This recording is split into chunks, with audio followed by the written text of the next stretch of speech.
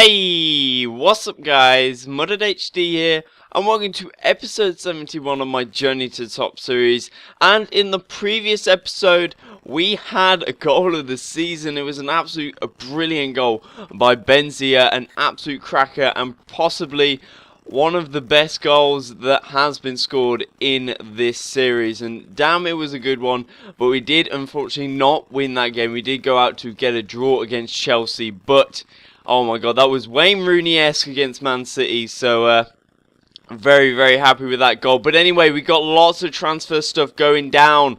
So Rodias Ramirez has left the club now. 29.5 million we have in our budget now, and that's going to be absolutely awesome because we got plenty of players to be picking from. And we got this guy Thomas Kalas. I'm sure someone might have heard from him in Ultimate Team.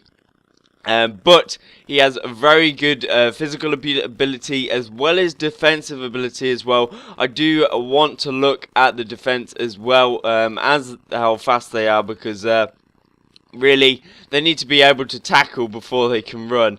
But anyway, Phil Jones was another player in contention. I'm not totally sure if we went in for him last episode, but 91 stand tackle. I do like stand tackling more than slide tackling because it's just simply so easy to just walk up to a player sometimes in FIFA and just nick it off them, and that's one of the most predominant stats that I look at when going in for a defender. Well, we get some money from the FA Cup after beating Aston Villa 4-0, a massive win for us, a revenge game for us, and the QPR's game has been pushed back, unfortunately, to transfer deadline day, so that kind of sucks. But Scott Bevan, who has been at the club for quite a while, is going to be leaving us, and that's kind of sad, because he has been here for a while. He has been sitting in when Wilson was here.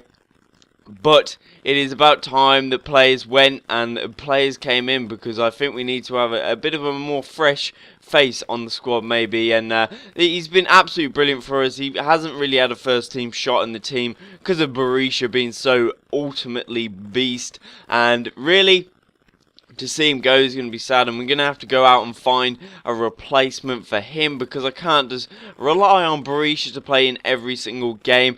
But Phil Jones was unsuccessful, and it looks like Vidal might be going. I don't know whether I accept that offer. No, I went in with a 280,000, trying to get that extra monies for the bankies, the piggy bank. But there's the table right now, and damn, we are going well. 16 wins on the table. We're absolutely outdoing Arsenal right now, and we're very far out from the likes of Liverpool and Man United and all them sort of teams. But we're absolutely bossing it right now, and we're going for it. And we're trying to get Kalas in just to replace Rodias Ramirez. I know he's not a complete swap for him, but it's at least someone. And it really, when you look at it, we're getting a player for free. Well, sort of. But he's going to cost us around 7 million to get him in, and then we're still going to have 22 million to spend on other players. So really, we're going to get a great bunch of players with the money for Rodias Ramirez. And it was kind of sad to see him go, because he was just a spearhead in this defence. But really, if PSG came in with that sort of money, I think anyone would take that deal. I'm not totally sure. Leave a comment on whether you would have taken that deal or whether you're not. And we'll see what is your thoughts on that deal. But anyway, we've got a game against Wigan. And this was a game after the Chelsea game, and I've got to say, Wigan were absolutely on fire. They may have been in the relegation battle, but they were fighting a lot in this game.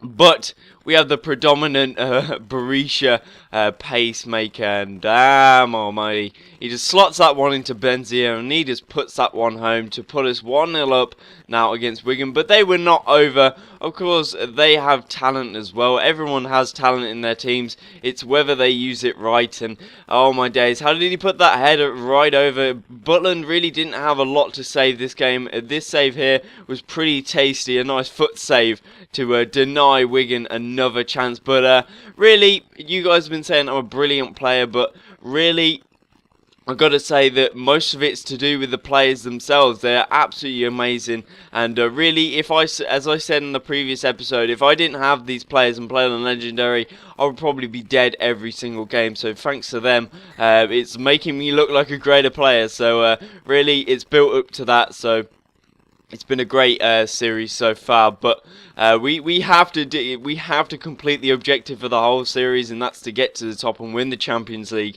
And to do that, we're gonna have to go really deep. And people were saying, why don't you just mess around with the sliders? I'm not too confident with messing around with the sliders, because if I just went into one game and said, okay, we're going to play one game and I'll lose it and it's something big, then we're going to have real big problems, and I don't want to do that, because it's possibly going to change if when this series finishes and I go on to another one. It's going to be different, and I don't know how it's going to feel when we finish this series without this awesome team. But we go in to look into Luis Muriel. If you do watch Calfrazi's career mode, then you know he's an absolute god in this game, and he looked pretty cheap to me. 15 million were going in for him, but it was not good enough to be true. And Manchester United just don't want to get rid of Phil Jones. 13 million is quite a large price tag when I can get Callas in for around that 7 million points. So not really a deal I'm looking to do. But Scott Bevan,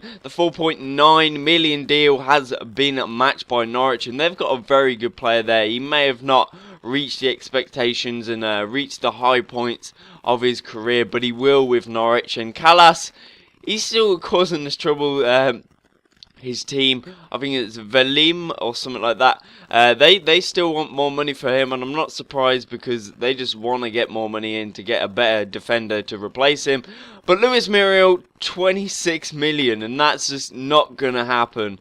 Really, that is an outrageous price tag for him, even though he's an absolute beast, but he just won't fit the price tag that we have to our budget. And we're looking at Romeo Lukaku. Everyone knows him. He plays for West Bromwich Albion in real life right now on loan, and he plays for Chelsea on contract wise. So really, he's a tank, 91 strength.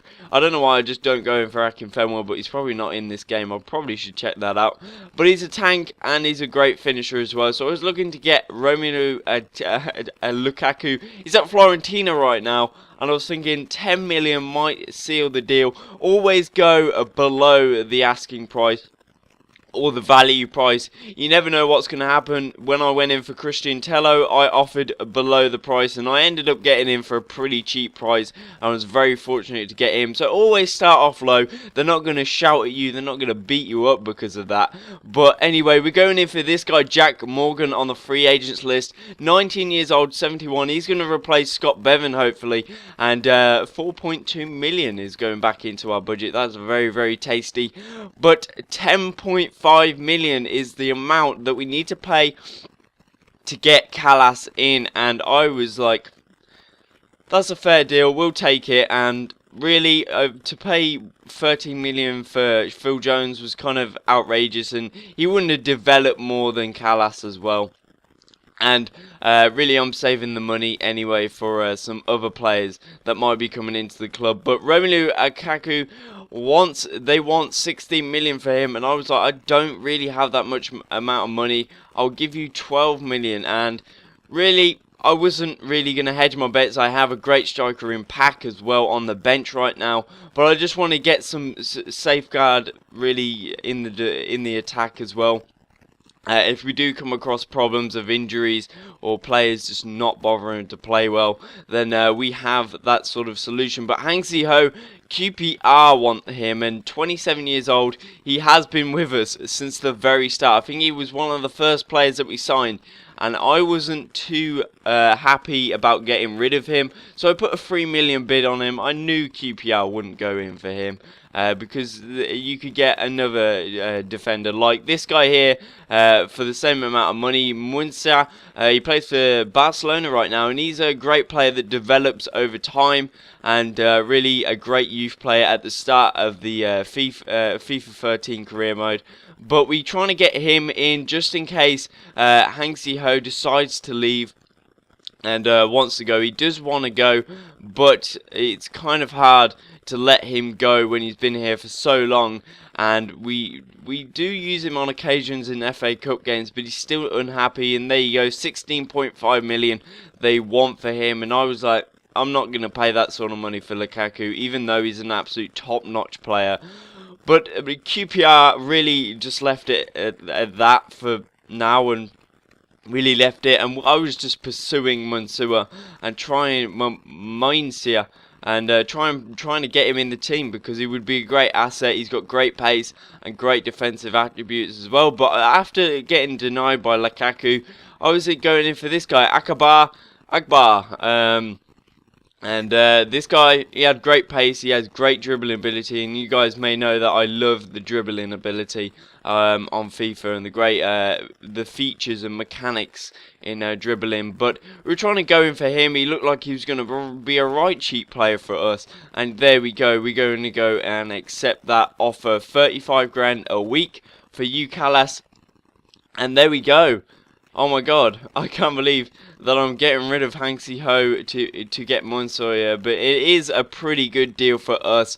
I'm sure Barcelona are pretty happy with it as well, but sometimes players have got to go, and that's what happens. I put Hansi Ho on there, and they accept it, and he's going to a better club now. He's going to Barcelona, and I bet he's thrilled with that as well, and Korea would be proud. And Marcus Grossinga had a great first year with us, but ever since he's declined so fast, and he's 27 years old now. He's not really going to have a shot in the team anymore, seeing as Butterfield came through the youth squad, and now we have a pretty nice sort of second team, although we have been offloading quite a few players due to people moaning that they cannot play. But anyway, guys, I'm going to have to leave the episode here, but next episode we will have some more gameplay. And yeah, thank you for the support on the latest video as well. So guys, please like and subscribe if you enjoyed the video. Thank you guys for watching, and I'll see you guys next time.